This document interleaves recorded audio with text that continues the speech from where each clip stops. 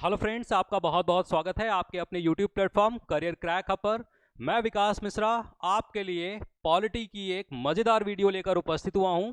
और ये मज़ेदार वीडियो है ही साथ साथ में आपके सिलेक्शन की तरफ आपको आगे बढ़ाने वाली ये वीडियो है। ये देखिए टाइटल, आप देखिए इसमें हम लोग आज क्या पढ़ेंगे।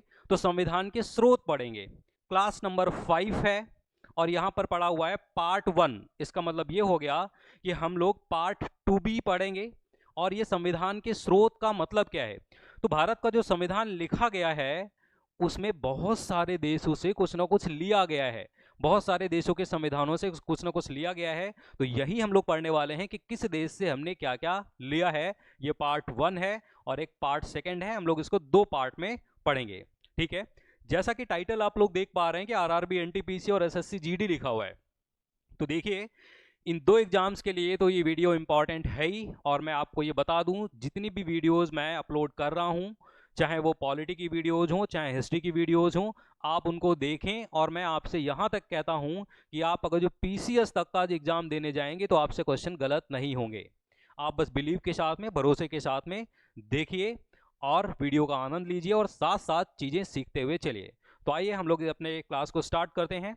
देखिए क्या है कि भारतीय संविधान के स्रोत, ठीक है, sources of Indian constitution. Bharat के संविधान को लिखने के सोर्स क्या हैं, स्रोत क्या हैं। तो देखिए जब भारत की संविधान सभा, कॉन्स्टिट्यूंट असेंबली के बारे में हम लोग पिछली क्लासेस में पढ़ चुके हैं। भारत की जब संविधान सभा बनी, उन्होंने जब संविधान बनाया तो उन्होंने बहुत सारे जो दूसरे देश थे, लगभग 60 देशों ने अपना संविधान उस टाइम तक लिख लिया था जिस टाइम पर भारत का संविधान बनाया जा रहा था। तो उन 60 देशों के संविधान को पढ़ा गया और जहां से जो जो अच्छा लगा, अच्छा लगने का मतलब ये है कि हमारी देश की सिचुएशन के अकॉर्डिंग जो जो सूट किया है वो उन देशों के संविधानों से ले लिया गया है। और आपके एग्जाम में क्वेश्चन आते हैं, जैसे आपसे क्वेश्चन आएगा कि बताइए मौलिक अधिकार, फंडामेंटल राइट हमने किस देश से लिए हैं। और 4 आपके सामने ऑप्शन दिए रहेंगे कि ब्रिटेन से लिया है, अमेरिका से लिया है, जापान से लिया है, कहाँ से लिया है। तो राइट आंसर होगा अमेरिका। तो आइए हम लोग पढ़ते हैं कि किस देश से क्या क्या लिया है। मोस्ट ऑफ द थिंग्स जो हैं वो 10 देशों से हमने ज़्यादा ली हैं। तो 10 जगह जहाँ से हमने ज़्यादा ली हैं वो चीज़ हम लोग यहाँ पर पढ़ने वाले हैं और उन्हीं से क्वेश्चन जो है पूछे जाने की टेंडेंसी ज़्यादा है। ठीक है। तो देखिए पहला ये क्या है कि ब्रिटेन का संविधान। तो भाई ब्रिटेन का जो संविधान है, ब्रिटिश कॉन्स्टिट्यूशन है, यहाँ से हमने क्या क्या लिया है। ये सारी चीज़ें आपके सामने लिखी हैं और इन्हीं चीज़ों को हम लोग एक बार समझ लेंगे। क्योंकि लिखा तो किताब में भी है बहुत कुछ, लेकिन वो चीज़ें आप जब पढ़ते तो चीज़ें समझ नहीं आती। और आपका क्वेश्चन एक ये रहता है कि सर मैं चीज़ें पढ़ता हूँ, ल्यूसेंट की किताब पढ़ता हूँ, वो याद ही नहीं होता है, भूल जाता हूँ। उसका सिंपल सा मतलब ये है कि आप फैक्ट फैक्ट सिर्फ रटते हो, इस वजह से आपको चीज़ें याद नहीं होती। चीज़ों को अगर जो आप समझोगे तो अपने आप एक दो बार पढ़ोगे, अपने आप चीज़ें याद हो जाएंगी, रिटेन हो जाएंगी। ठीक है। तो ब्रिटेन के संविधान से हमने क्या क्या लिया है।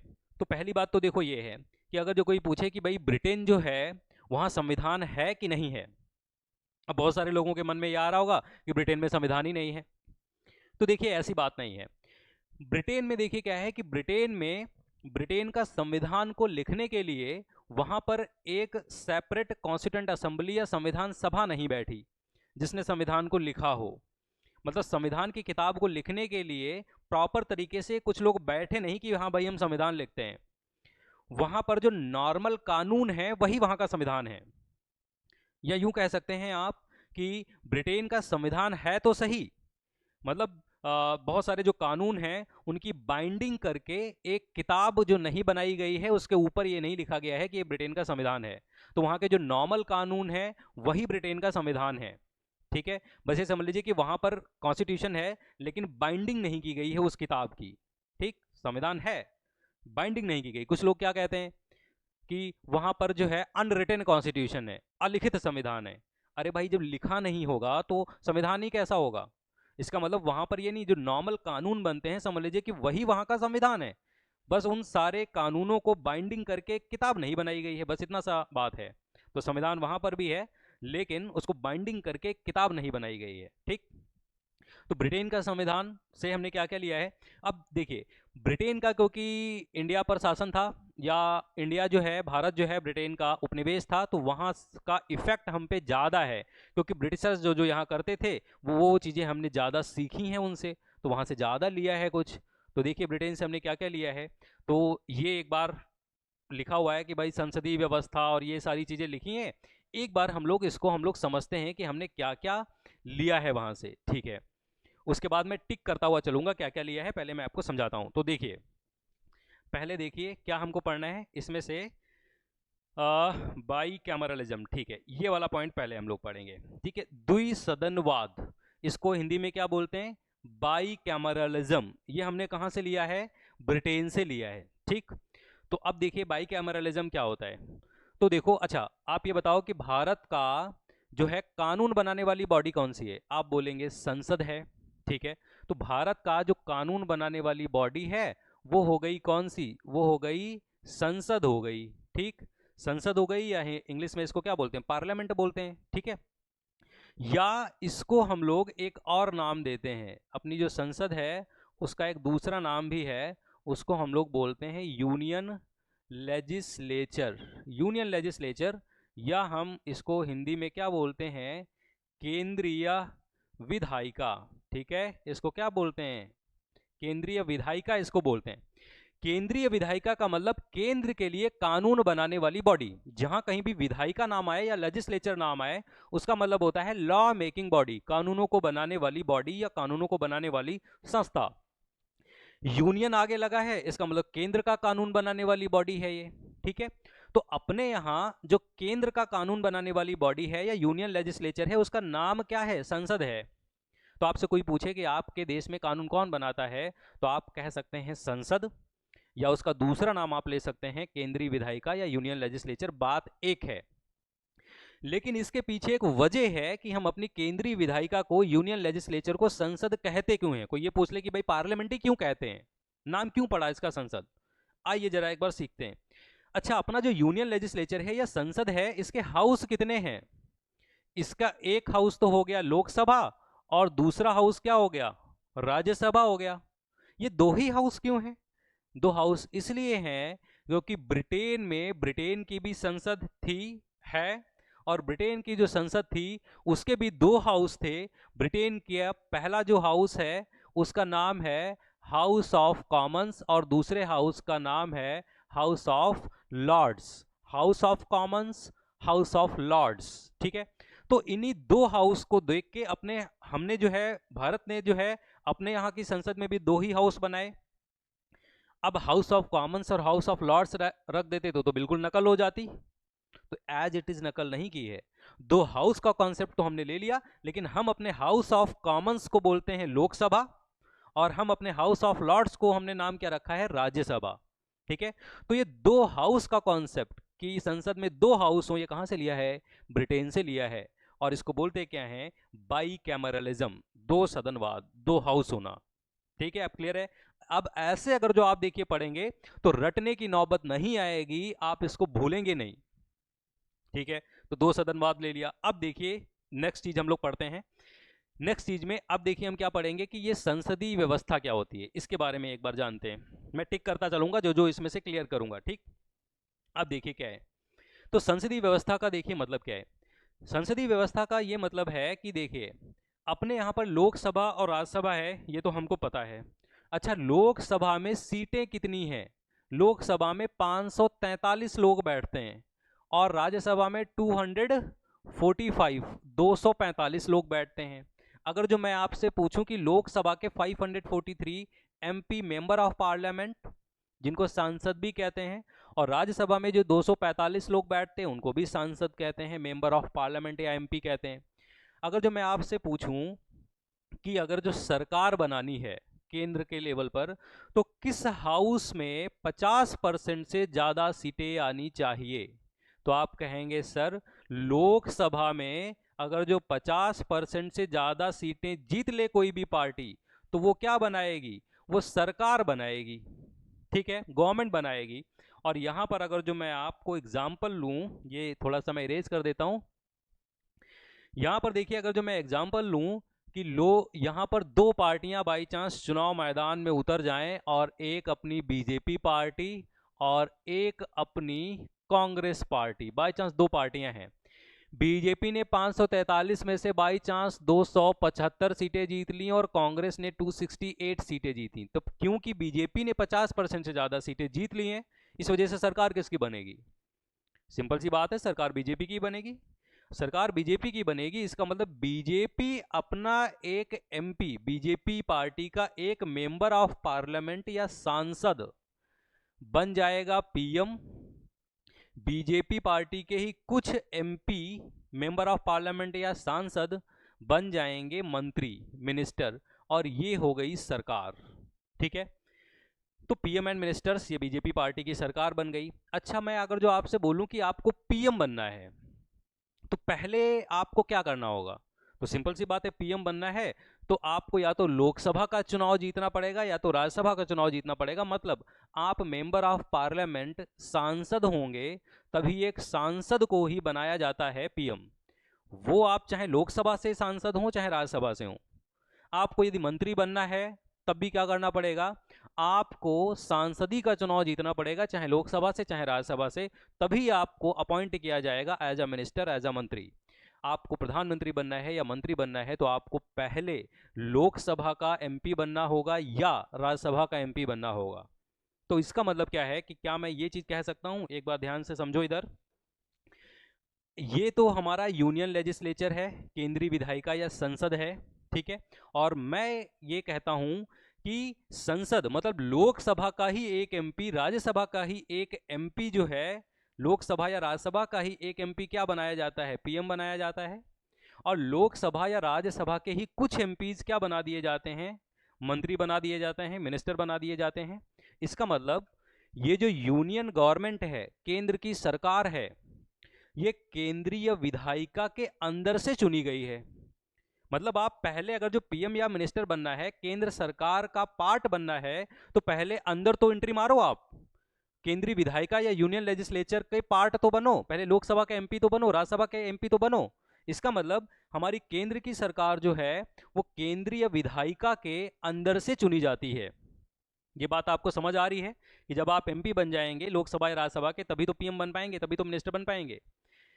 अब ध्यान से सुनिए फिर से एक बात, कि जहां जिस भी देश में केंद्र सरकार केंद्रीय विधायिका के अंदर से चुनी जाएगी, ऐसे केंद्रीय विधायिका को हम नाम देते हैं संसद। उसको क्या कहते हैं? संसद कहते हैं। ठीक है, जहां की यूनियन गवर्नमेंट यूनियन लेजिस्लेचर के अंदर से चुनी जाएगी, ऐसे यूनियन लेजिस्लेचर को हम क्या कहेंगे? ऐसे यूनियन लेजिस्लेचर को हम बोलेंगे पार्लियामेंट या संसद। ठीक है, तो यही कॉन्सेप्ट अब आपको समझ आया कि हम अपने यहां पर संसद क्यों बोलते हैं, क्योंकि हमारे यहां यूनियन गवर्नमेंट यूनियन लेजिस्लेचर के अंदर से चुनी जाती है। इस वजह से हम अपने यूनियन लेजिस्लेचर को क्या बोलते हैं? हम बोलते हैं पार्लियामेंट या संसद। ठीक, तो यही बिल्कुल कॉन्सेप्ट ब्रिटेन में चलता था, कि ब्रिटेन में भी क्या होता था कि वहां पर भी government, union government union legislature के अंदर से चुनी जाती थी। इस वजह से वहां पर हम यूनियन लेजिस्लेचर को संसद बोलते थे, पार्लियामेंट बोलते थे। बिल्कुल यही सिस्टम हमने कॉपी किया है, और हमारे यहाँ पर संसदीय व्यवस्था कहाँ से ली गई है? ब्रिटेन से ली गई है। क्लियर? ठीक है, एक एक चीज आपको मैं क्रिस्टल क्लियर कर दूंगा। देखिए, ऐसे पढ़ने से होगा क्या? ऐसे पढ़ने से ये होगा कि आपको जब चीजें, भले ही ये थोड़ा सा टाइम लग जाए वीडियो में आपको, लेकिन वैसे आप क्या करते थे? वैसे आप ये करते थे कि अभी पढ़ा है, पढ़ तो 10 मिनट में लिया है, लेकिन आप 10 बार पढ़ चुके हैं 10-10 मिनट में, फिर भी आपको याद नहीं हो रहा है, चीज़ें तैयार नहीं हो रही हैं। यहाँ पर हो सकता टाइम थोड़ा सा ज़्यादा लगे, लेकिन एक बार जब आपके दिमाग में चीज़ें बैठ जाएंगी, आप उनको भूलेंगे ही नहीं कभी भी। ये फायदा है, बार बार आपको नहीं पढ़ना पड़ेगा चीज़ों को। तो संसदीय व्यवस्था हमने कहाँ से ली है? ब्रिटेन से ली है। अब देखिए एक बात और, अब यहाँ पर देखिए क्या है, और चीज़ें क्लियर करते हैं। अपने यहाँ पर ये जो यूनियन गवर्नमेंट है या जो मंत्री हैं, ये जो मंत्री हैं, मिनिस्टर्स हैं, एम फॉर मिनिस्टर्स, ठीक है। तो ये जो मंत्री हैं ये भी 3 टाइप के होते हैं। अपने यहाँ पर मंत्री कितने टाइप के अपॉइंट किए जाते हैं? 3 टाइप के अपॉइंट किए जाते हैं। एक जो मंत्री होते हैं उनको हम लोग बोलते हैं कैबिनेट मिनिस्टर। एम लिख रहा हूँ, एम का मतलब मिनिस्टर है, मंत्री है, तो कैबिनेट मंत्री कहते हैं। दूसरे जो मंत्री होते हैं उनको हम क्या बोलते हैं? उनको बोलते हैं स्टेट मिनिस्टर, राज्य मंत्री कहते हैं। और तीसरे टाइप के जो मंत्री हैं उनको हम लोग क्या बोलते हैं? उनको बोलते हैं डेप्यूटी मिनिस्टर। क्या बोलते हैं बच्चों? डेप्यूटी मिनिस्टर बोलते हैं, उपमंत्री बोलते हैं। तो 3 टाइप के अपने यहाँ पर मंत्री अपॉइंट किए जाते हैं। एक को कैबिनेट मंत्री कहते हैं, राज्य मंत्री कहते हैं और डेप्यूटी मिनिस्टर कहते हैं। सबसे हायर रैंक पे, पहली रैंक पे ए ग्रेड वाले जो मंत्री होते हैं वो कौन से होते हैं? वो कैबिनेट मिनिस्टर होते हैं। सेकंड रैंक पे कौन होता है? स्टेट मिनिस्टर होते हैं। और थर्ड रैंक पे कौन होता है? डेप्यूटी मिनिस्टर होते हैं। तो भाई सबसे हायर ग्रेड वाले जो मंत्री अपॉइंट करने की परंपरा है, कैबिनेट मिनिस्टर्स, वो भी हमने कहाँ से ली है? वो भी ब्रिटेन से ली है। तो तीसरा पॉइंट आपका क्लियर हुआ। देखिए जरा, मंत्रिमंडल प्रणाली, ये रहा मंत्रिमंडल प्रणाली, कैबिनेट सिस्टम, ये कहाँ से लिया है? ये भी हमने लिया है ब्रिटेन से। ठीक है, क्लियर। अब देखिए, और देखिए ब्रिटेन से हमने क्या लिया है। तो यहां पर देखिए कि कानून बनाने की जो प्रक्रिया है, कानून बनाने की प्रक्रिया, लॉ मेकिंग प्रोसेस, और लॉ मेकिंग जो प्रोसेस है उसको बोलते क्या हैं? पहले मैं उसको आपको एक बार दिखा दूं। अब हम लोग ये वाला पॉइंट क्लियर करेंगे। ये विधायी प्रक्रिया का मतलब हो गया, लेजिस्लेटिव प्रोसेस का मतलब हो गया कानून बनाने की जो प्रक्रिया है, वो हमने कहां से ली? ब्रिटेन से ली। एक बार देख लो जरा। तो अपने यहाँ पर कानून कौन बनाता है? तो अपने यहाँ पर कानून भाई संसद बनाती है, पार्लियामेंट बनाती है। और संसद में हाउस कितने? एक लोकसभा है और दूसरा कौन सा है? राज्यसभा है। ठीक है। ब्रिटेन में कानून, ब्रिटेन में भी कानून संसद ही बनाती है, बस वहाँ की लोकसभा को हम बोलते हैं हाउस ऑफ कॉमन्स, और ब्रिटेन की राज्यसभा को क्या बोलते हैं? हाउस ऑफ लॉर्ड्स बोलते हैं। तो कानून बनाया कैसे जाता है? तो ब्रिटेन में देखिए कानून कैसे बनाया जाता था या जाता है। वहाँ पर एक पेज तैयार किया जाएगा, जो भी कानून बनाना है इस पेज पे लिख लेंगे। ठीक है, सारी चीजें लिख ली, और इस पेज को बोला जाएगा बिल या विधेयक। बिल बोलते हैं या हम क्या बोलते हैं? बिल या विधेयक बोलते हैं। ठीक है। और इस पर्चे को हाउस ऑफ कॉमन्स में रखा जाएगा। जब हाउस ऑफ कॉमन्स के मेंबर इसको पास कर देंगे, ये हाउस ऑफ लॉर्ड्स में जाएगा। हाउस ऑफ लॉर्ड्स के मेंबर इसको पास कर देंगे तो ब्रिटेन में जो किंग है, राजा है या क्वीन, रानी है, उनके पास जाएगा। वो जब उस पर साइन कर देंगे, सिग्नेचर कर देंगे, तब ये बिल बन जाएगा एक्ट, अधिनियम, मतलब ये कानून बन गया। अब अगर जो आप इंडिया के कानून बनाने की प्रोसेस जानते हैं तो आपको बिल्कुल सेम सेम लगेगा। कैसे? तो भाई यहां पर भी तो बिल ऐसे ही रखा जाता है, लोकसभा पास करती है, राज्यसभा पास करती है, और हमारे प्रेसिडेंट साहब या साहिबा जो हैं अभी, वो जब साइन करते हैं तो वो क्या बन जाता है? एक्ट बन जाता है। तो कानून बनाने की जो प्रोसेस है उसको बोलते हैं legislative process, law making process या विधायी प्रक्रिया। ये कहाँ से ली है हमने? ब्रिटेन से ली है। तो कानून बनाने की प्रोसेस या विधायी प्रक्रिया हमने कहाँ से ली है? ब्रिटेन से ली है। तो ठीक है, आपका ये भी देखिए क्लियर हो गया। ठीक है, अब देखिए क्या है, अब एक दो चीजें और देखते हैं। देखो अपने यहाँ पर क्या है, जैसे ये ब्रिटेन है। अच्छा, ब्रिटेन में हम कहें कि ब्रिटेन का हेड कौन होता है, ये बताइए आप। ब्रिटेन का हेड, तो ब्रिटेन का जो हेड है वो तो किंग होगा या क्वीन होगी, राजा होगा या रानी होगी। लेकिन रियल पावर, वास्तविक शक्तियां किसके हाथ में है ब्रिटेन में? तो वास्तविक शक्तियां हैं ब्रिटेन में पीएम के हाथ में, प्रधानमंत्री के हाथ में। अब अपना देश देखो, इंडिया देखो। इंडिया में अगर जो मैं बात करूं, क्या कि वास्तव में इंडिया में जो इंडिया का हेड है, कौन है? राष्ट्रपति। ठीक है, तो हमारा जो हेड है वो तो है राष्ट्रपति, प्रेसिडेंट हो गया, राष्ट्रपति हमारा हेड हो गया। ठीक है, और ये तो बच्चों सबको पता होगा कि हमारे यहाँ पर पावर किसके पास ज़्यादा है? पीएम के पास ज़्यादा है, प्रधानमंत्री के पास ज़्यादा है। ठीक, ऐसा है क्यों? क्योंकि हमने जो राष्ट्रपति का पद है ना, सिंबॉलिक होना, सिर्फ नाम मात्र का होना, दिखावे का होना, रियल पावर उनके हाथ में ना होना। हमारे देश में सारे काम राष्ट्रपति के नाम से किए जाते हैं, लेकिन किसकी मर्जी वाले किए जाते हैं? प्रधानमंत्री या पीएम की मर्जी वाले किए जाते हैं, लेकिन नाम किसका होता है? राष्ट्रपति का होता है। ठीक है, क्योंकि रियल पावर पीएम के हाथ में है, राष्ट्रपति सिर्फ औपचारिक प्रधान है। और ये औपचारिक प्रधान सिर्फ सिंबॉलिक क्यों है? क्योंकि ब्रिटेन का किंग या क्वीन भी सिंबॉलिक होता है, सिर्फ नाम मात्र का होता है। रियल पावर पीएम के हाथ में होती है, और ब्रिटेन के किंग या क्वीन के पद को ही देखकर अपने यहाँ पर राष्ट्रपति का पद बनाया गया है, इस वजह से ऐसा है। तो प्रेसिडेंट अपने यहाँ का सिंबॉलिक होना, नाम मात्र का होना, दिखावे का होना, रियल पावर्स उसके हाथ में ना होना, ये हमने कहाँ से लिया है? ब्रिटेन से लिया है। ठीक है, क्लियर? तो यहाँ पर आ जाइए। राज्याध्यक्ष का प्रतीकात्मक या नाम मात्र का महत्व, अपना जो राष्ट्रपति है उसका सिर्फ नॉमिनल होना, सिंबॉलिक होना, दिखावे का होना, कहाँ से लिया है? ब्रिटेन से लिया है। तो ये भी क्लियर हो गया।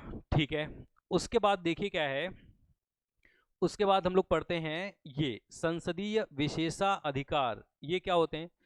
तो ये देखिए क्या है कि अपने यहाँ पर जो संसद है ना, ये रही अपने यहाँ पर, ये जो लोकसभा है, लोकसभा में देखो कौन बैठता है? लोकसभा में एमपी बैठते हैं या सांसद बैठते हैं।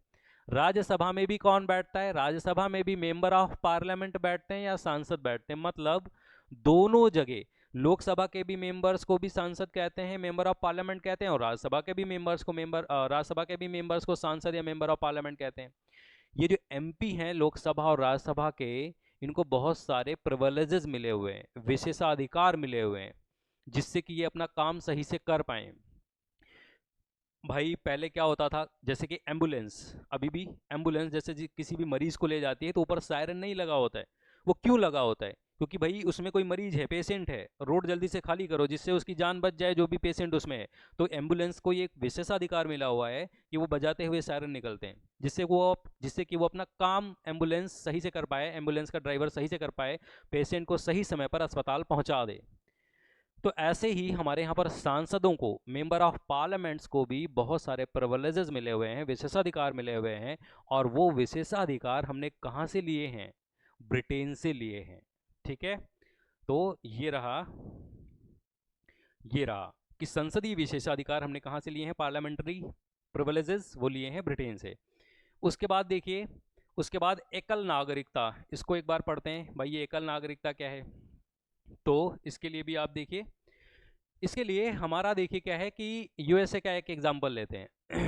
अमेरिका जो है, अगर जो आप अमेरिका के रहने वाले हैं, बाय चांस ये अमेरिका देश है, ठीक, और अमेरिका में एक ये कोई राज्य है, बाय चांस इस राज्य का नाम कैलिफोर्निया है या टेक्सास है, कोई भी राज्य है।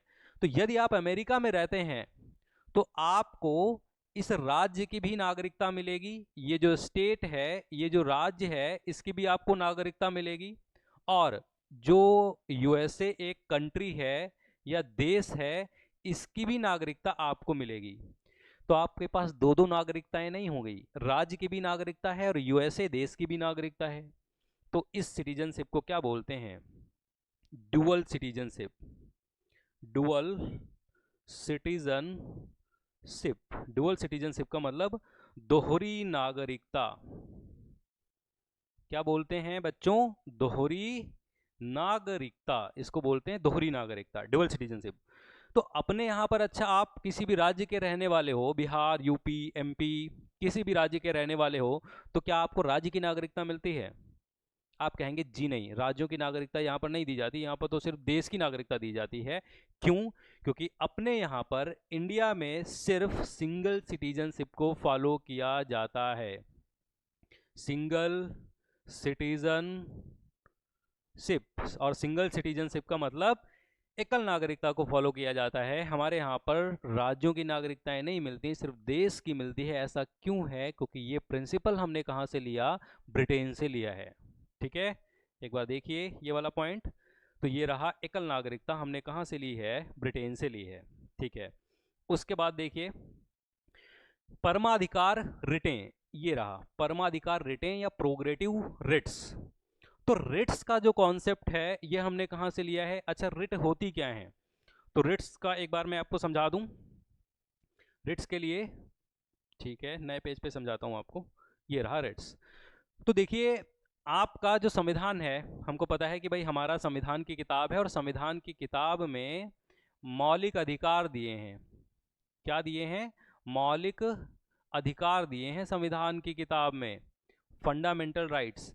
अच्छा प्यारे बच्चों, बताइए कौन कितने कितने मौलिक अधिकार या फंडामेंटल राइट दिए हैं संविधान की किताब में?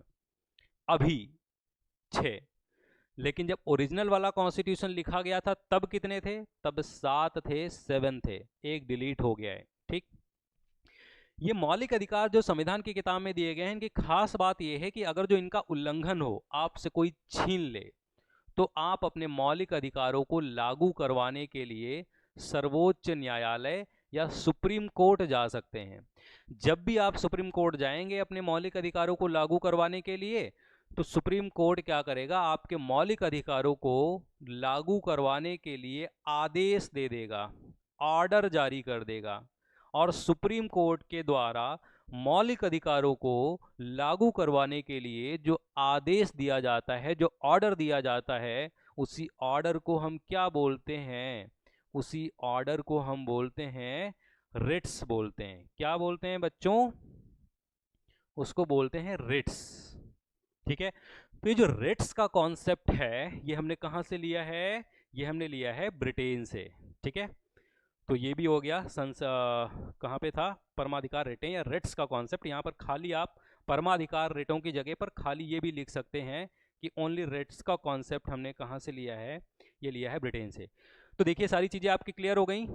पार्लियामेंट्री सिस्टम, संसदीय व्यवस्था, प्रेसिडेंट सिर्फ नाम मात्र का दिखावे का है, कानून बनाने की प्रक्रिया, एकल नागरिकता, कैबिनेट मंत्री, ठीक है, परमाधिकार रिटें, संसदीय विशेषाधिकार, 2 सदन होना लोकसभा और राज्यसभा, और एक बचा हुआ है ये वाला, विधि द्वारा स्थापित प्रक्रिया, प्रोसीजर एस्टैब्लिश्ड बाय लॉ। ये क्या है? तो इसके बारे में हम अभी मतलब तुरंत अभी नहीं पढ़ेंगे, अभी जब यूएसए पढ़ेंगे, अभी ब्रिटेन के बाद तुरंत हम यूएसए स्टार्ट करने जा रहे हैं कि अमेरिका से क्या क्या लिया है, वहां पर एक कॉन्सेप्ट है, उसके साथ साथ में ये दोनों पढ़ेंगे। ध्यान रखना, विधि द्वारा स्थापित प्रक्रिया या प्रोसीजर एस्टैब्लिश्ड बाय लॉ, ये हम लोग अभी नहीं, अभी यूएसए के साथ में कवर करेंगे। तो ये कॉन्सेप्ट हो गया आपका। एक बार फिर से आप देख लो, नजर मार लो कि ब्रिटेन से हमने कितनी कितनी चीजें ली हैं। देखिए ब्रिटेन से हमने और भी चीज़ें ली हैं, लेकिन बहुत ज़्यादा वो आपको जानने की ज़रूरत नहीं है, क्योंकि आईएएस का अगर जो एग्ज़ाम हो तो बिल्कुल किस केस में क्या क्या कहा सुप्रीम कोर्ट ने, और बिल्कुल डीप में वो जानने की ज़रूरत होती है, जैसे कि रूल ऑफ लॉ और भी बहुत सारी चीज़ें हमने ब्रिटेन से ली है। लेकिन आपके लिए जितनी चीज़ें ज़रूरी हैं वो मैंने यहाँ पर डिस्कस कर ली हैं। और यहाँ तक कि मैं कहता हूँ, अगर जो पीसीएस तक का भी एग्ज़ाम आप देने जाओगे, तो ये अगर जो आप पढ़ के जाओगे तो आप क्वेश्चन आपका गलत नहीं होगा, क्योंकि ये जो नोट्स मैंने बनाए हैं, ये बहुत सारी किताबों को मैंने देखा है कि कैसे कैसे क्वेश्चन आते हैं, कौन कौन से क्वेश्चन, और मैंने कोशिश की है लगभग सारी चीज़ें शामिल हो जाएं वीडियो में, जिससे कि आपका फ़ायदा हो जाए। कि भाई अगर जो आप अभी आधा एक घंटे लगा रहे हो वीडियो देखने में, अब कोई दूसरा एग्जाम देने जाओगे तो ऐसा थोड़ी ना है कि फिर से खोल के वीडियो बैठे हो, एक बार पढ़ो, या फिर से अपने नोट्स पढ़ने के लिए बैठे हो, दूसरे नोट्स बना रहे हो पॉलिटी का, फिर से आप जो है सिलेबस कवर कर रहे हो। अरे एक बार पढ़िए, अच्छे से नोट्स बनाइए, चीज़ें रिटेन हो जाएंगी, फिर चाहे जो एग्ज़ाम हो वो देते रहिए। और मेरा देखिए पढ़ाने का यही तरीका है। हिस्ट्री की भी वीडियोस जो है लगातार अपलोड हो रही हैं, और ये पॉलिटी का तो लेक्चर चल ही रहा है। और मैं आपसे कहता हूँ कि अगर जो ये दोनों वीडियोस पॉलिटी एंड हिस्ट्री, अब ये अगर जो आप देखते हैं, तो पीसीएस तक का जो एग्ज़ाम है वो आपका, अगर जो वहाँ से उस टॉपिक से क्वेश्चन आ रहा है, तो 100% तो कोई चीज़ होती नहीं है, लेकिन मैं 99% कहता हूँ, क्योंकि 100% कोई चीज़ होती नहीं है कि मैं 100% कह रहा हूँ, 99% मैं कह रहा हूँ कि आपसे चीज़ें गलत नहीं होंगी। ठीक है, आगे देखते हैं अमेरिका से क्या क्या लिया गया है एक बार। हाँ, इसके बाद क्योंकि अमेरिका वाली ही स्लाइड होगी। ठीक है, अमेरिका का संविधान। तो भाई अमेरिका से भी हमने बहुत कुछ लिया है, एक बार देख लेते हैं अमेरिका से क्या क्या लिया है। तो अमेरिका से पहला देखिए क्या लिखा हुआ है, लिखा हुआ है मूल अधिकार, फंडामेंटल राइट्स। देखिए पूरे विश्व में जो पहला लोकतांत्रिक देश है अमेरिका है ना, जहां पर संविधान बनाया गया। हालांकि संविधान जो है सैन मारिनो, आपने पिछली वीडियोस अगर जो देखी हैं तो वहां पर मैंने बताया होगा कि पूरे विश्व में अगर जो पूछे कि सबसे प्राचीन संविधान कहाँ का है, तो सैन मारिनो। लेकिन अगर जो ये पूछे कि बताइए आधुनिक टाइम में किस देश ने सबसे पहले जो है संविधान बनाया है, तो वो अमेरिका है। ठीक है, 1787, 1787, तो 1787 में भाई अमेरिका का संविधान बनाया गया। और इन्होंने क्या किया भाई, अपना संविधान बनाया। बहुत खास बात, ये इन्होंने संविधान बनाया और अपने संविधान में मौलिक अधिकार लिखे ही नहीं, भूल गए। अब जब 3-4 साल तक इनका संविधान रन कर गया, तब इनको याद आई कि यार ये मौलिक अधिकार तो बहुत इंपॉर्टेंट है, संविधान की किताब में होने चाहिए। तब इन्होंने बाद में जो है अपने संविधान में अमेंडमेंट करके वहाँ पर मौलिक अधिकारों को जोड़ा है। ठीक है, तो इसका मतलब क्या है कि ये जो अमेरिका है इन्होंने अपने संविधान में लिख के दे दिए हैं फंडामेंटल राइट्स या मौलिक अधिकार। ठीक है, हमारा जब संविधान बन रहा था तब फिर क्या हुआ कि हमारे यहाँ पर जनता बहुत ही इलिटरेट थी, निरक्षर थी, लोग पढ़े लिखे उतना ज़्यादा नहीं थे। और हमारे संविधान को बनाने वाले लोगों के मन में एक बात थी कि यार ये लोग इतने पढ़े लिखे भी नहीं हैं, और कल को कोई हिटलर टाइप का पीएम आया और अगर जो अधिकारों को इनके अधिकारों को छीन लिया, तो पहली बात तो ये बेचारे जान ही नहीं पाएंगे कि भाई हमारे अधिकार छीने गए, और जब कभी जान पाएंगे तो इनके इतनी दम नहीं होगी कि सरकार से वापस छीन लें। तो आपके जीवन जीने के लिए जो बहुत ज़्यादा जरूरी अधिकार हैं वो संविधान सभा ने संविधान की किताब में ही लिख दिए हैं, जिनको बोलते हैं फंडामेंटल राइट्स, मौलिक अधिकार। ये रहे फंडामेंटल राइट्स। तो फंडामेंटल राइट्स का कॉन्सेप्ट हमने कहां से लिया है? अमेरिका से लिया है। ठीक, ध्यान रखना, हमने बहुत सारे देशों से कुछ ना कुछ लिया है, लेकिन इसका मतलब ये नहीं होता कि बिल्कुल उनका फंडामेंटल राइट देखा और बिल्कुल स्कैन किया, प्रिंट किया और बिल्कुल चिपका दिया यहाँ पर आकर। बिल्कुल कट कॉपी पेस्ट नहीं किया है हमने चीज़ों को। अम्बेडकर से भी यही पूछा गया था संविधान सभा में कि भारत का संविधान क्या उधार का थैला है? तो भाई भारत का संविधान अगर जो आपसे कोई इंटरव्यू में पूछ दे कि भाई भारत का संविधान क्या उधार का थैला है क्या, तो उसको आप कैसे समझाएंगे? तो उधार का थैला जो है ये कहना सही नहीं है। क्यों? क्योंकि आज मैं अगर जो आपसे कहूँ कि जैसे कि लाइटर है, माचिस है, तो माचिस बन गई तो मैच बॉक्स बन गया, उससे आग लगा लीजिए, लाइटर से आग लगा लीजिए। या आप आज भी पत्थर रगड़ के ही आग लगाएंगे कि नहीं मैं तो नया करूँगा?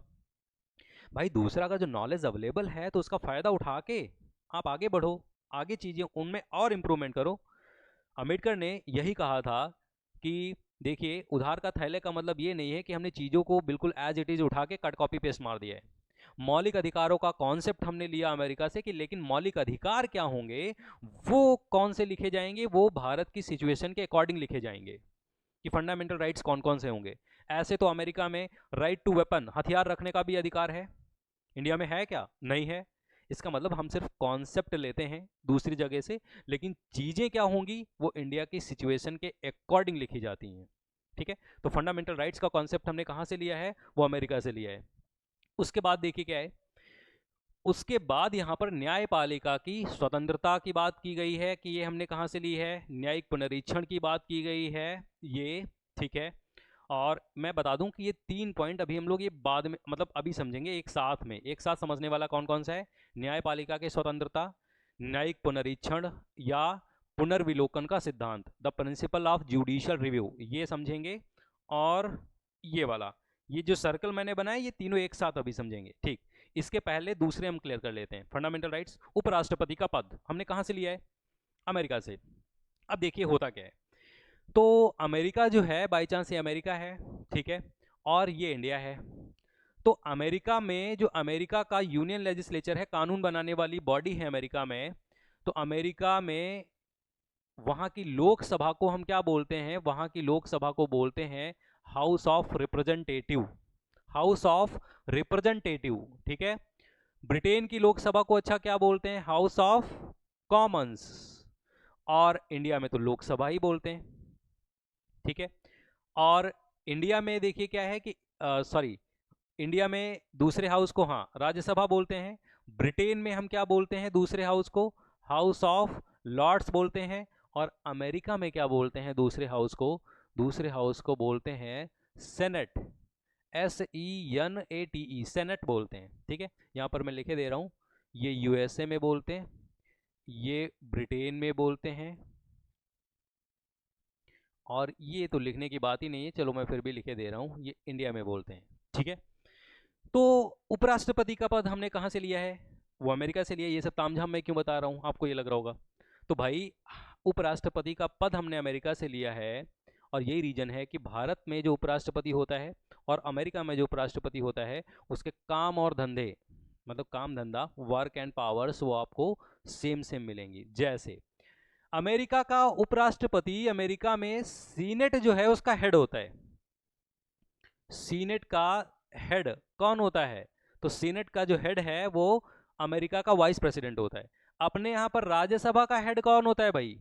अपने यहाँ राज्यसभा का भी हेड कौन होता है? वो वाइस प्रेसिडेंट ही होता है, उपराष्ट्रपति ही होता है। यहाँ पर मैं लिखे दे रहा हूँ, एक सेकेंड। तो देखिए यहाँ पर हेड कौन है? वाइस प्रेसिडेंट है। यहाँ पर भी हेड कौन है? हमारी राज्यसभा का वाइस प्रेसिडेंट है। अमेरिका में ही यही कॉन्सेप्ट चलता था कि अगर जो प्रेसिडेंट की डेथ हो जाए, अमेरिका में ये कॉन्सेप्ट चलता है कि राष्ट्रपति की यदि मृत्यु हो जाए तो टेम्परेरी प्रेसिडेंट, वाइस प्रेसिडेंट जो है उपराष्ट्रपति, वो टेम्परेरी प्रेसिडेंट बन जाएगा। तो अपने यहाँ पर भी तो यही चलता है कि अगर जो प्रेसिडेंट की डेथ हो जाए, राष्ट्रपति की डेथ हो जाए, तो प्रेसिडेंट टेम्परेरी तौर से कौन बन जाएगा? Vice president. ये सब कहानी मैं क्यों बता रहा हूँ? क्योंकि उपराष्ट्रपति का पद अमेरिका से हमने लिया है, इस वजह से आप देखेंगे कि भारत और अमेरिका के उपराष्ट्रपति की powers and functions same same है।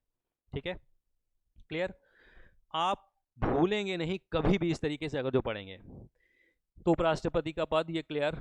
उसके बाद देखिए, उच्चतम न्यायालय और उच्च न्यायालय के जजों को उनके पद से हटाया जाना और राष्ट्रपति पर महाभियोग। देखो ये लिखा हुआ है उच्चतम न्यायालय। उच्चतम न्यायालय का मतलब सुप्रीम कोर्ट, उच्च न्यायालय का मतलब हाई कोर्ट। इन दोनों जजों को हटाया जाना उनकी पोस्ट से, और राष्ट्रपति पर महाभियोग मतलब इम्पीचमेंट, मतलब राष्ट्रपति को भी उसके पद से हटाया जाना, इम्पीचमेंट।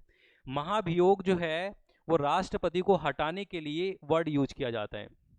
क्यों? क्योंकि भाई देश के हेड हैं ये, इनको अगर जो कहेंगे रिमूव किया जा रहा है, इनको पद से हटाया जा रहा है, तो अच्छा नहीं लगेगा। इस वजह से राष्ट्रपति को कि देश के हेड हैं तो सम्मानपूर्वक शब्द भी हम लोग यूज करेंगे, महाभियोग। इसका मतलब रिमूवल ही होता है, पद से हटाना ही होता है, इम्पीचमेंट, महाभियोग। इसका मतलब 3 लोगों को उनकी पोस्ट से हटाना। किसको किसको? तो देखो यहां पर मैं लिखता हूं किसको किसको। एक तो जज। कौन जज? ये जज चाहे सुप्रीम कोर्ट के हों, सर्वोच्च न्यायालय के हों, और चाहे किसके हों, हाई कोर्ट के हों। उच्च न्यायालय या सर्वोच्च न्यायालय के जजों को पद से हटाना, और किसको? राष्ट्रपति को उसकी पोस्ट से हटाना, जिसको इम्पीचमेंट कहते हैं, महाभियोग कहते हैं। ये तीनों लोगों को हटाना उनके पद से कहां से लिया गया? अमेरिका से लिया गया है।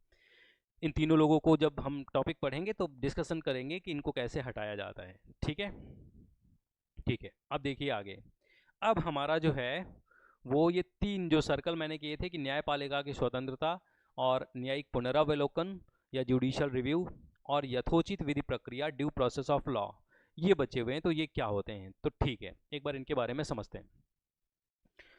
तो देखिए क्या है कि अमेरिका, जहाँ पर आपको, अमेरिका से हमने वो चीज़ें ली हैं वहाँ जहाँ पर आपको जुडिशरी स्ट्रांग दिखे, आपकी न्यायपालिका जोरदार दिखे, शक्तिशाली दिखे, वो सारी चीज़ें हमने कहाँ से ली हैं? अमेरिका से ली हैं। देखिए 2009 के पहले, 2009 के पहले क्या होता था? ब्रिटेन की बात बता रहा हूँ। ब्रिटेन में 2009 के पहले क्या होता था कि वहाँ की संसद के 2 हाउस हैं, है ना? हाउस ऑफ कॉमन्स है और कौन है? हाउस ऑफ लॉर्ड्स है। इसमें एमपी और एमपी बैठते हैं, ठीक है। और 2009 के पहले ब्रिटेन की जो जुडिशरी थी, जो जज थे, वो ये थे, यहाँ की न्यायपालिका ये रही। इसका मतलब क्या है? वहाँ पर हाउस ऑफ लॉर्ड्स के ही कुछ एमपी, कुछ सांसद वहाँ के जज भी बन सकते थे। ये देखो ना, कॉमन हो गया क्षेत्र। तो वहाँ के हाउस ऑफ लॉर्ड्स के कुछ एमपी जो है वहाँ पर जज भी बन सकते थे। अब आप सोच के देखो कि यहाँ पर संसद ने बाई चांस कोई कानून बनाया और वो कानून बहुत गलत है, ठीक। अब कानून गलत है, आप पहुंचे कोर्ट में, न्यायालय में। अब जब वो वही एमपी वहां पर जज बने बैठे हैं तो क्या कभी वो कहेंगे कि नहीं ये कानून गलत है, ये नहीं होना चाहिए? इसका मतलब क्या है कि वहां की जुडिशरी, न्यायपालिका निर्भर थी वहां की संसद पर, डिपेंड थी वहां की संसद पर। ये दोनों अलग अलग नहीं थे। लेकिन अमेरिका में देखिए क्या है, अमेरिका में जो वहाँ की कानून बनाने वाली बॉडी है और अमेरिका की जो जुडिशरी है, न्यायपालिका है, दूर दूर तक कोई लेना देना नहीं है, इंडिपेंडेंट है दोनों, ठीक। तो बिल्कुल इंडिया में भी हमारी जो संसद है इंडिया की और इंडिया में जो न्यायपालिका है, उनमें भी बहुत गैप है। गैप का मतलब इंडिपेंडेंट है, जुडिशरी निर्भर नहीं है हमारी संसद पर, अमेरिका की तरह। तो ये वाला कॉन्सेप्ट आपको समझ में आया? कि न्यायपालिका की स्वतंत्रता, इंडिपेंडेंस ऑफ जुडिशरी हमने कहाँ से ली है? अमेरिका से ली है। उसके बाद देखिए क्या है, न्यायिक पुनरीक्षण या पुनर्विलोकन का सिद्धांत, इसको जुडिशियल रिव्यू कहते हैं, या हिंदी में एक वर्ड और यूज करते हैं, न्यायिक समीक्षा। क्या यूज करते हैं? न्यायिक समीक्षा। ठीक है, तो ये जुडिशियल रिव्यू का भी प्रिंसिपल हमने देखिए कहाँ से लिया है, तो ये भी अमेरिका से लिया है। ये होता क्या है? तो जुडिशियल रिव्यू का देखिए मतलब क्या होता है, पेज चेंज कर लेता हूँ। जुडिशियल रिव्यू का देखिए मतलब क्या होता है कि अगर जो कोई भी कानून आपने बनाया, कोई भी कानून आपके देश में बनाया गया और उस कानून को आपका सुप्रीम कोर्ट या आपका जुडिशरी, यहाँ पर सुप्रीम कोर्ट ही लिख देता हूँ मैं, सुप्रीम कोर्ट, ठीक है, या सर्वोच्च न्यायालय, ठीक, सुनते रहना, आपको चीजें एकदम क्लियर हो जाएंगी। तो कोई भी कानून अगर जो आपके देश में बनाया गया, लेकिन आपके यहाँ का सर्वोच्च न्यायालय या आपके यहाँ की जुडिशरी, न्यायपालिका, यदि इस कानून को चेक कर सकती है, इस कानून को चेक करने की ताकत यदि आपके सर्वोच्च न्यायालय के पास है कि ये कानून गलत है या सही है, यदि चेक करने की पावर है आपके सुप्रीम कोर्ट के पास, किसी भी कानून को वो चेक कर सकता है, तो हम बोलेंगे कि आपके सुप्रीम कोर्ट के पास कौन सी पावर है? जुडिशियल रिव्यू की पावर है, या हम वही वाला वर्ड लिख देते हैं, न्यायिक समीक्षा की पावर है आपके सुप्रीम कोर्ट के पास, या इसी को बोलते हैं न्यायिक पुनरावलोकन की पावर है सुप्रीम कोर्ट के पास। तो ये यूएसए के सुप्रीम कोर्ट के पास थी और हमने या इंडिया ने यूएसए से ही ये बोरो कर ली है, ले ली है, न्यायिक पुनरीक्षण का सिद्धांत। ठीक है, उसके बाद देखिए यथोचित विधि प्रक्रिया, ये हमको समझना है कि ये होता क्या है, ड्यू प्रोसेस ऑफ लॉ, ये क्या होता है। ठीक है, अब हमने क्या बात की थी अभी थोड़ी देर पहले, ब्रिटेन में हमने एक कॉन्सेप्ट पढ़ा था, और ब्रिटेन में कौन सा कॉन्सेप्ट पढ़ा था, तो एक सेकेंड मैं आपको एक बार याद दिला दूं। हाँ, ब्रिटेन में देखो ये वाला मैंने कहा था कि ब्रिटेन से विधि द्वारा स्थापित जो प्रक्रिया है, प्रोसीजर एस्टेब्लिश्ड बाई जो लॉ है, हमने कहा था कि अमेरिका के साथ साथ पढ़ेंगे। अब हम वो ये चीज़ सीख लेते हैं कि ये क्या है, विधि द्वारा स्थापित प्रक्रिया। ठीक है, तो ये हमको साथ साथ पढ़नी है। ठीक, और अमेरिका से यथोचित विधि प्रक्रिया, ये होता क्या है, ड्यू प्रोसेस ऑफ लॉ, बहुत ही इंपॉर्टेंट, यूपीएससी के आईएएस में इन दोनों में डिफरेंस पूछा गया है, पिछले प्रीवियस ईयर के जो क्वेश्चन पेपर आप उठा के देखेंगे। ठीक है, तो देख लेते हैं इनमें अंतर क्या है। तो ये लाइन मैंने खींची और इस साइड मैं लिख रहा हूं ब्रिटेन, ठीक है, और इस साइड में लिख रहा हूं यूएसए, अमेरिका। ठीक, ब्रिटेन में देखो कौन सा कॉन्सेप्ट है, ब्रिटेन में कॉन्सेप्ट है, एक बार पेन चेंज करता हूं, रेड लेता हूं, ठीक है। ब्रिटेन में देखिए क्या है कि ब्रिटेन में कौन सा है, procedure established, procedure established by law, procedure established by law, या इसको हम बोलेंगे विधि द्वारा स्थापित प्रक्रिया। ये कहाँ से ली है, ये हमने ली है ब्रिटेन से। अब अमेरिका की बात कर लेते हैं कि भाई अमेरिका से हमने क्या लिया है ना।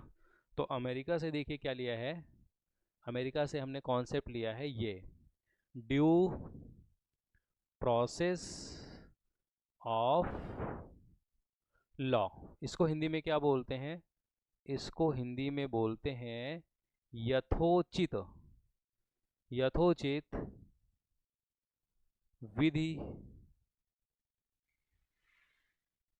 प्रक्रिया। ठीक है, क्या बोलते हैं, यथोचित विधि प्रक्रिया बोलते हैं। अब इनमें देखो अंतर क्या है, इसको ध्यान से समझना।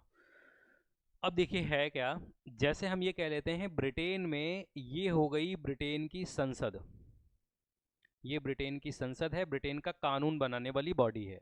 ठीक है, और ये है ब्रिटेन की सरकार, ये है ब्रिटेन की सरकार, ठीक है, केंद्रीय सरकार, यूनियन गवर्नमेंट। ठीक, और ये है ब्रिटेन की न्यायपालिका या जुडिशरी, न्यायपालिका,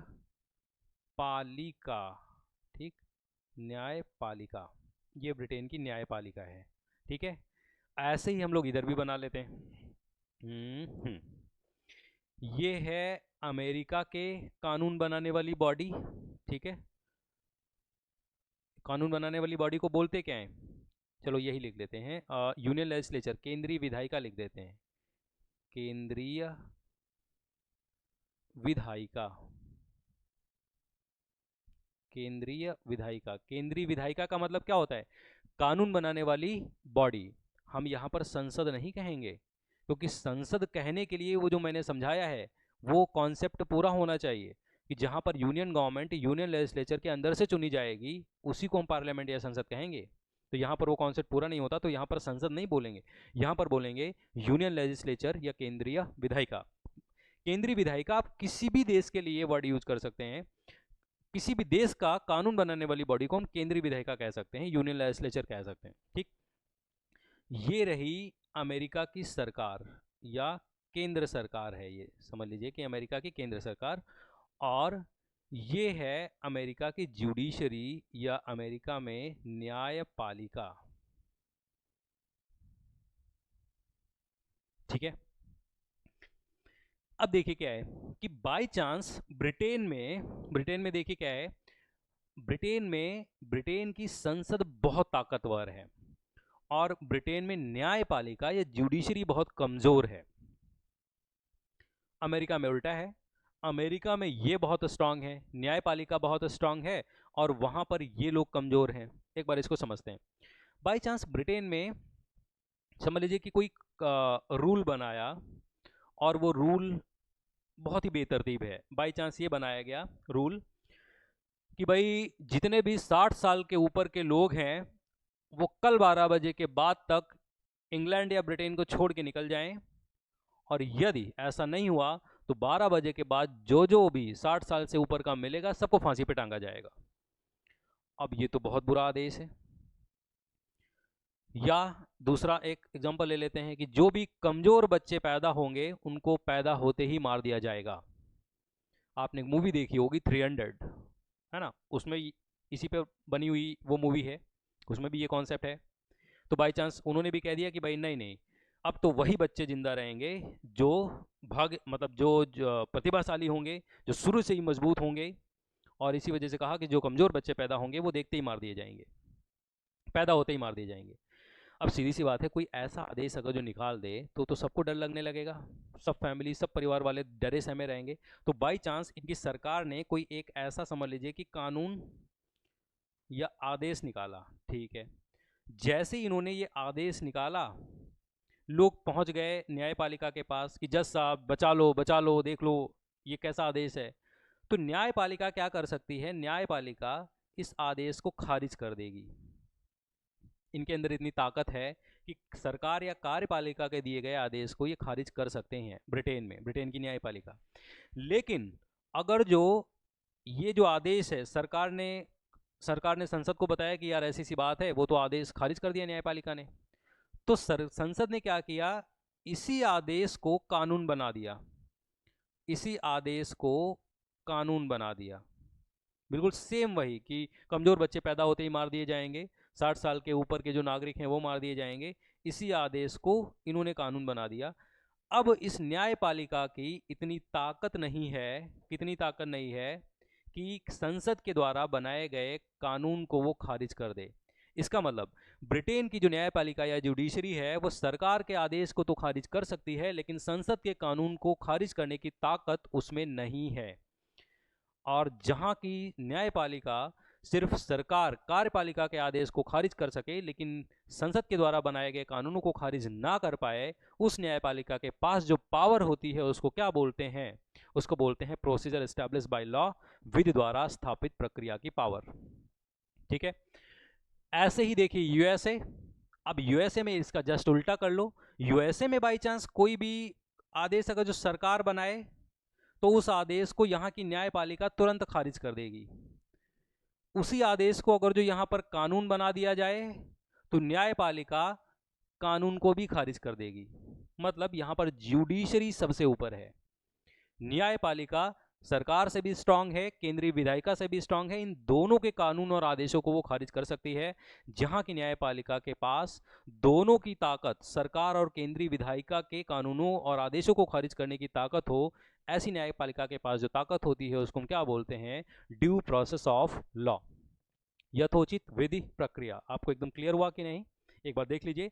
इसीलिए मैं आपसे कह रहा था कि ब्रिटेन की संसद बहुत ताकतवर है ना, वहाँ की न्यायपालिका से, क्योंकि न्यायपालिका संसद के कानूनों को खारिज नहीं कर पाएगी, ताकत नहीं है। यहाँ यूएसए में यहाँ की न्यायपालिका बहुत स्ट्रांग है, वो सबके आदेशों और कानूनों को खारिज करने की ताकत रखती है। ठीक है, अब देखिए इसका मतलब ये प्रोसीजर एस्टेब्लिश बाय लॉ या विधि द्वारा स्थापित प्रक्रिया हमने ब्रिटेन से लिया है। USA due process of law, यथोचित विधि प्रक्रिया का सिद्धांत हमने देखिए कहाँ से लिया है? ये हमने लिया है यूएसए से, ठीक है, अमेरिका से। अब देखिए क्या है यहाँ पर, अब आपको ये लग जाएगा कि ये तो एक दूसरे के अपोजिट हैं, ये दोनों हमने कहाँ से ले लिए हैं, ये दोनों कैसे ले लिए हैं? तो मैं आपको बता दूं कि इसके पीछे का लॉजिक कि भारत का जो संविधान है, इंडिया का कॉन्स्टिट्यूशन है, उसमें बहुत सारी चीज़ें लिखी हैं। लेकिन जैसे कि आप अगर जो कॉन्स्टिट्यूशन का आर्टिकल नंबर 21 पढ़ेंगे, आर्टिकल नंबर 21 पढ़ेंगे, तो आर्टिकल नंबर 21 में सीधा सीधा क्या लिखा है?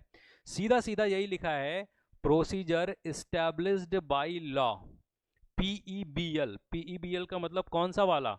ये वाला पीईबीएल, ठीक है, पीईबीएल, प्रोसीजर एस्टैब्लिश्ड बाय लॉ। और यूएसए में क्या लिखा है? डीपीओएल, ड्यू प्रोसेस ऑफ, मतलब यूएसए इसको ड्यू प्रोसेस ऑफ लॉ को शॉर्ट फॉर्म में क्या बोलते हैं? डीपीओएल, ड्यू प्रोसेस ऑफ लॉ।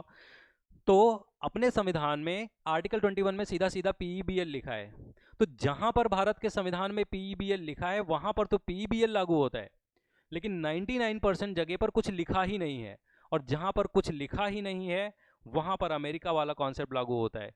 क्या लागू होता है? Due process of law, due process of law. मतलब 99% जगह भारत के संविधान में ड्यू प्रोसेस ऑफ लॉ लागू होता है, लेकिन सिर्फ जहां पर लिखा है पीईबीएल वहां पर क्या लागू होगा? प्रोसीजर एस्टैब्लिश्ड बाय लॉ, और आर्टिकल 21 में लिखा है प्रोसीजर एस्टैब्लिश्ड बाय लॉ। ठीक है, क्लियर हो गया एकदम बातें? ठीक है, तो ब्रिटेन से हमने चीज़ें ली हैं, अमेरिका से हमने चीज़ें ली हैं, वो सारी चीज़ों का हमने डिस्कशन कर लिया है। एक बार नज़र डाल लीजिए आप, मैं साइड हो जाता हूँ, चाहो तो आप फोटो क्लिक कर लो। ठीक है, और ये रहा। तो मौलिक अधिकार, न्यायपालिका की स्वतंत्रता, न्यायिक समीक्षा, उपराष्ट्रपति का पद, हाई कोर्ट, सुप्रीम कोर्ट के जजों को हटाया जाना, राष्ट्रपति को हटाया जाना, और ड्यू प्रोसेस ऑफ लॉ, यथोचित विधि प्रक्रिया, हमने कहाँ से लिया? अमेरिका के संविधान से लिया है। अब थोड़ा सा आगे पढ़ लेते हैं, ये थोड़ा सा बड़े बड़े से थे तो थोड़ा सा टाइम ज़्यादा लगा है। अब थोड़ा सा आगे को हम लोग मूव करते हैं। ठीक है, 1 सेकेंड। और मैं आपको बता दूं, ये वीडियोस जो है ये ऐसी वीडियोस हैं जो आपके भविष्य का निर्माण करेंगी।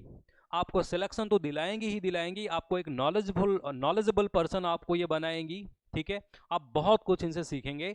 और फिर से मैं लाइक कमेंट ये सब करने के लिए नहीं बोलता हूँ, आप वीडियोस देखिए। अगर जो आपका दिल कहे, वास्तव में आपको अच्छा लगे और आप अपने एम की तरफ बढ़ें, तब आप वीडियोस को लाइक कीजिए, कमेंट कीजिए। ठीक है, आयरलैंड का संविधान, तो आयरलैंड से भी हमने बहुत कुछ लिया है। 3 चीज़ें हमने आयरलैंड से ली हैं। राज्य के नीति निर्देशक सिद्धांत, ठीक है, directive principles of state policy, राष्ट्रपति की निर्वाचन पद्धति, मेथड ऑफ प्रेसिडेंट इलेक्शन, और राज्यसभा के लिए सदस्यों का नामांकन। तो ये इतनी चीज़ें हमने ली हैं, एक एक चीज़ थोड़ा सा इसमें समझ लेते हैं ये क्या है। तो राज्य के नीति निर्देशक सिद्धांतों का देखिए मतलब क्या है। देखिए, हमारे संविधान की एक किताब है, और हमारे संविधान की किताब में बहुत सारे सिद्धांत दिए गए हैं, बहुत सारे प्रिंसिपल्स संविधान की किताब में दिए गए हैं। क्यों दिए गए हैं? क्योंकि हमारी संविधान सभा को ये पता था कि भाई भारत की सरकार आगे चल के कानून बनाएगी, अपनी नीतियां बनाएगी, और हमारी संविधान सभा ये चाहती थी कि ये जो नीतियां हैं, ये जो कानून है, एकदम सही बने, तभी भाई इंडिया डेवलप करेगा। अब उनके मन में ये भी बात थी कि कोई ना कोई बताने वाला होना चाहिए कि ये चीज़ करो, ये चीज़ सही है, ये चीज़ ना करो, ये चीज़ गलत है। तो उन्होंने क्या किया कि एक तरीका निकाल लिया। उनको पता था कि भाई हम हमेशा के लिए नहीं रहेंगे बताने के लिए कि ये चीज़ करो, ये चीज़ ना करो। तो उन्होंने संविधान की किताब में बहुत सारे प्रिंसिपल्स लिख दिए, बहुत सारे सिद्धांत लिख दिए हैं।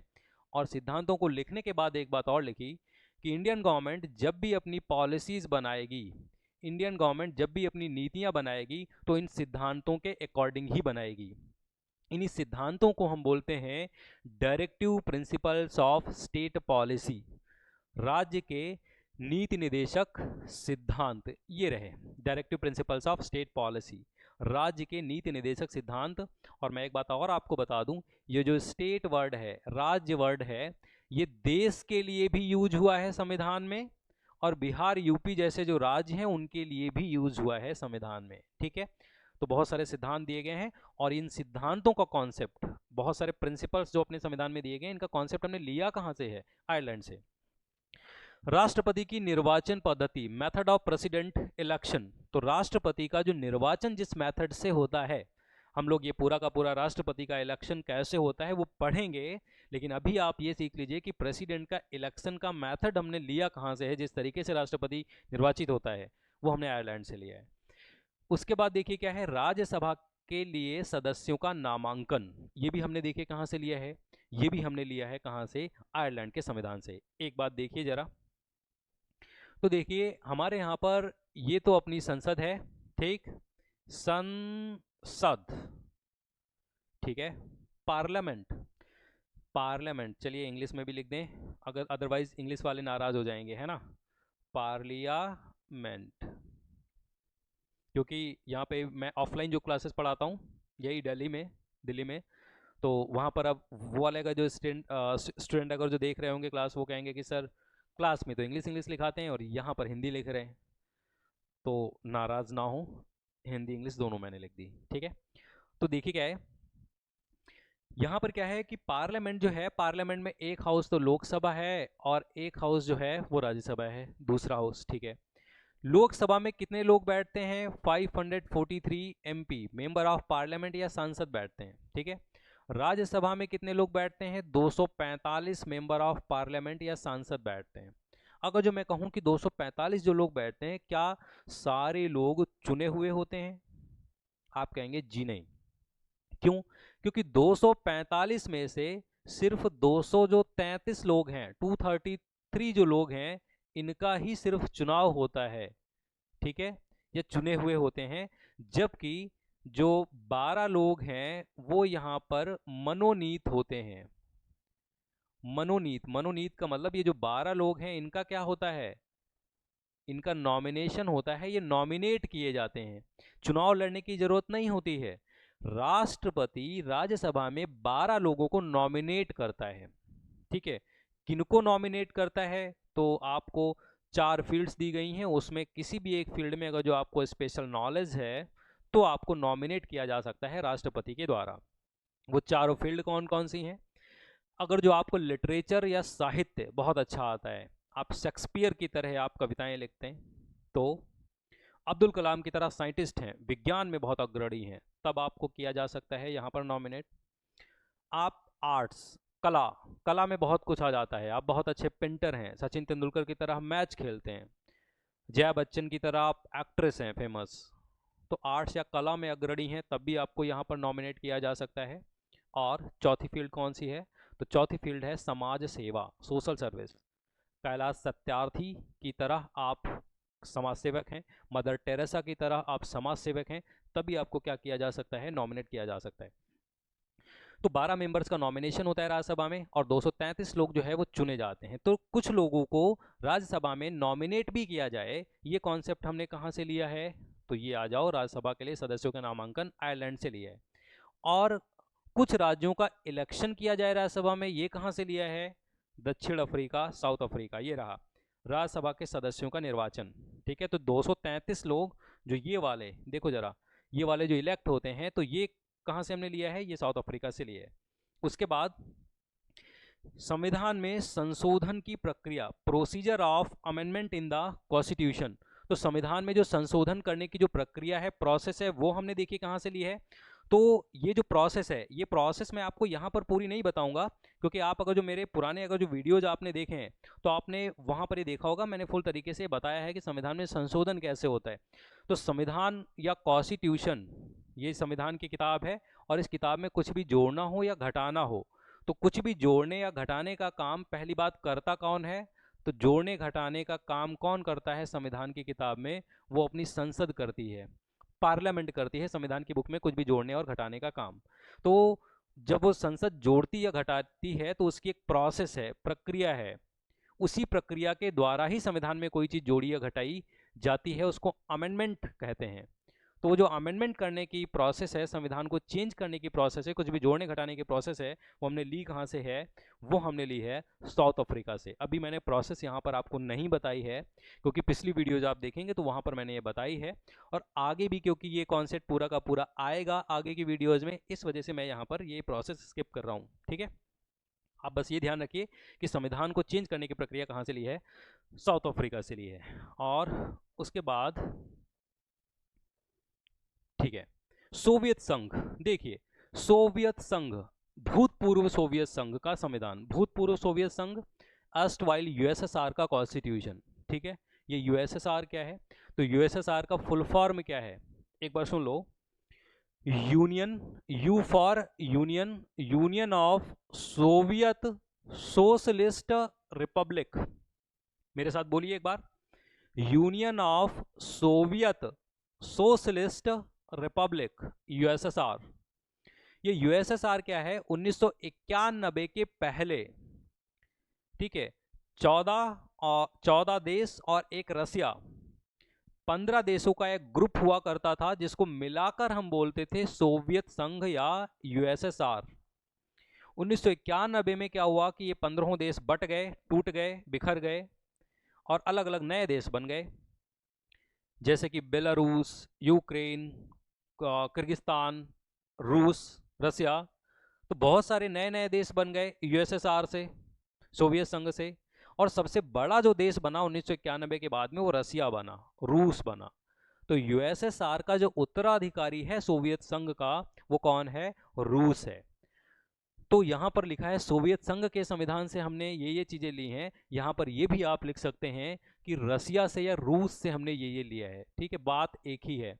अगर जो आपसे आ जाए कि रूस से ये दो चीज़ें ली हैं तब भी बात सही है, और यदि ये आ जाए कि सोवियत संघ से ये दो चीज़ें ली हैं तब भी बात सही है। तो देखिए जरा, मौलिक कर्तव्य, मूल कर्तव्य। भाई मूल कर्तव्य क्या होते हैं? मूल कर्तव्य पहली बात लिए हमने कहाँ से हैं? सोवियत संघ से लिए। ये क्या होते हैं? तो एक तरफ अपना देश है, ठीक, और देश में दूसरी तरफ रहने वाले नागरिक हैं, सिटीजन्स हैं। तो देश ने अपने नागरिकों को क्या दिए हैं? कुछ राइट्स दिए हैं, जिससे कि देश जो है, देश ने अपने नागरिकों को कुछ राइट्स दिए हैं, जिससे कि उनकी लाइफ बहुत अच्छे से चल पाए, और उनको हम बोलते हैं फंडामेंटल राइट्स। तो एक हाथ से उसने लड्डू दिया है, तो दूसरे हाथ से आपसे भी तो कुछ चाह रहा है कि बदले में आप कुछ फॉलोज करें, कुछ ड्यूटीज फॉलो करें, और जिनको हम बोलेंगे फंडामेंटल ड्यूटीज। तो मौलिक कर्तव्य और मौलिक अधिकार, ये दोनों चीजें जुड़ी हुई हैं। देश ने आपको अधिकार दिए हैं, बदले में आपसे कुछ चाहता है, जिनको हम ड्यूटीज कहते हैं, फंडामेंटल ड्यूटीज। और ये टोटल फंडामेंटल ड्यूटीज अभी कितनी हैं? अभी 11 हैं। तो ये फंडामेंटल ड्यूटीज, मौलिक कर्तव्य का कॉन्सेप्ट हमने कहाँ से लिया है? सोवियत संघ से लिया है। उसके बाद जब आप अपनी प्रियम्बल पढ़ेंगे, प्रस्तावना पढ़ेंगे, संविधान के शुरुआती पेज आप खंगालेंगे, या एनसीईआरटी की किताब के पहले वाले कवर पेज पर दी रहती है प्रस्तावना या प्रियम्बल। ये वही प्रियम्बल है, we the people of India, हम भारत के लोग। इस प्रियम्बल को introduction of the Indian constitution बोला गया है। भारत के संविधान का ये दर्शन है। अगर जो आपको भारत के संविधान के बारे में जानना है, और आप पूरे संविधान को नहीं पढ़ सकते, टाइम नहीं है इतना, तो आप प्रियम्बल पढ़ लीजिए, आपको मोटी मोटी बातें पता चल जाएंगी। इसी वजह से इंट्रोडक्शन या index of the Indian constitution किसको बोला जाता है? प्रियम्बल को। जब भी आप प्रियम्बल या प्रस्तावना पढ़ेंगे संविधान की, तो उसमें न्याय दिया गया है 3 टाइप का। कितने टाइप का न्याय दिया गया है? 3 टाइप का। सामाजिक न्याय, आर्थिक न्याय और राजनीतिक न्याय। ठीक, social, economic and political justice. तो प्रियम्बल में ये जो 3 टाइप का न्याय दिया गया है, ये कहाँ से लिया गया है? सोवियत संघ या रूस से लिया गया। दूसरी बात, ये सामाजिक, आर्थिक, राजनीतिक न्याय का मतलब क्या होता है, ये जब प्रियम्बल हम लोग पढ़ेंगे तब देखेंगे। ठीक है, उसके बाद आ जाइए फ्रांस का संविधान, फ्रेंच कॉन्स्टिट्यूशन। यहां से क्या लिया गया है? तो गणतंत्रात्मक ढांचा, रिपब्लिकन स्ट्रक्चर। ये रिपब्लिकन स्ट्रक्चर क्या होता है? तो देखिए, आप याद रखिए, जहां पर 2 कंडीशन पूरी हो जाएं। 2 कंडीशन कौन कौन सी? अगर जो किसी भी देश का हेड, किसी भी कंट्री किसी भी देश का जो हेड है वो इलेक्टेड हो, ठीक है, किसी भी देश का हेड इलेक्टेड हो, चुना हुआ हो, पहली कंडीशन। दूसरी कंडीशन कौन सी है? देश का हेड इलेक्टेड हो, चुना हुआ हो, ठीक है, पहली कंडीशन। और दूसरी देखिए कंडीशन क्या है, उस देश में रहने वाले जो नागरिक हैं, नागरिक का मतलब क्या है? सिटीजन, ठीक है। तो सिटीजन्स हैं या नागरिक हैं, वो अपनी एलिजिबिलिटी के हिसाब से, अपनी योग्यता के हिसाब से वो उस देश की किसी भी पोस्ट पर, किसी भी पद पर यदि जा सकते हों, जैसे आपने एमबीबीएस किया, डॉक्टर बन जाओ, ठीक है, आपने आईएएस का एग्जाम क्वालिफाई किया, आप आईएएस बना दिए जाएंगे। तो अपनी एलिजिबिलिटीज के हिसाब से देश के नागरिक या देश की किसी भी पोस्ट पर जा सकें, और आपके कंट्री का हेड इलेक्टेड है, चुना हुआ है, ये दो कंडीशन अगर जो पूरी है, तो उस देश को हम क्या बोलेंगे? उस देश को हम बोलेंगे रिपब्लिक। रिपब्लिक, गणतंत्र। हालांकि और भी चीजें होती हैं गणतंत्र में, लेकिन जो इंपॉर्टेंट दो चीजें हैं वो हमने यहां पर आपको बताई हैं। ऐसे कंट्री को बोला जाता है गणतंत्र, रिपब्लिक। तो इंडिया रिपब्लिक है कि नहीं? तो भाई इंडिया में जो इंडिया का हेड है, राष्ट्रपति, वो चुना हुआ होता है, इलेक्टेड होता है, और आपको अपनी एलिजिबिलिटी के हिसाब से देश की किसी भी पोस्ट पर जाने का हक भी है। तो इंडिया कैसा कंट्री है? रिपब्लिक कंट्री है। अच्छा, एक आंसर आप बताइए क्वेश्चन का, कि ब्रिटेन रिपब्लिक है कि नहीं? नहीं। क्यों? क्योंकि ब्रिटेन का हेड राजा या रानी होता है, और वो चुना हुआ कहाँ है? वो तो वंशानुगत तौर पे जो है अपॉइंट किया जाता है, नियुक्त किया जाता है ना। तो वहां का जो हेड है वो इलेक्टेड नहीं है, तो वो रिपब्लिक नहीं है, क्योंकि एक कंडीशन ही पूरी नहीं हो रही है। और यूएसए का पूछूं, यूएसए रिपब्लिक है क्या? जी हाँ है। वहाँ का राष्ट्रपति इलेक्टेड होता है, और साथ साथ में वहाँ के नागरिकों को भी वहाँ की किसी भी पोस्ट पर जाने का हक है। तो फ्रांस से हमने लिया गणतंत्रात्मक ढांचा। और ये देखिए, स्वतंत्रता, समता और बंधुता के आदर्श, और खास कर ये स्वतंत्रता और समता, स्वतंत्रता, समता और बंधुता का सिद्धांत कहाँ पर दिया गया है? ये भी देखिए कहाँ दिया गया है, प्रियम्बल में ही दिया गया है, प्रस्तावना में ही दिया गया है, जब आप प्रस्तावना पढ़ेंगे तब।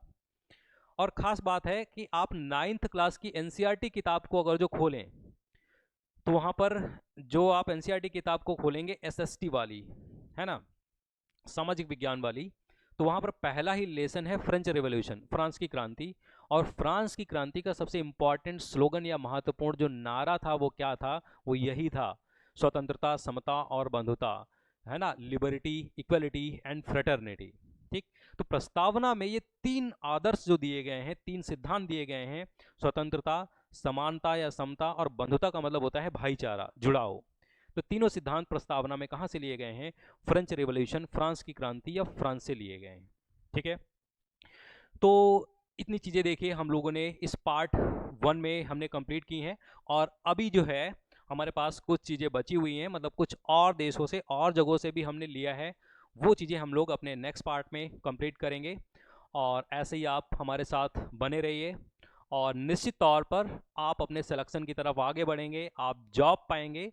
और उससे भी ऊपर की मैं अगर जो बात करूं, तो आप बहुत ही नॉलेजेबल पर्सन बन जाएंगे, आपको नॉलेज गेन होगा, और एक सेटिस्फैक्शन आपको यहाँ से मिलेगी। जब आप ये वीडियोस देखेंगे, आपको चीज़ें आ रही होंगी, आपको अच्छा फील होगा, सेटिस्फाइड फील होगा।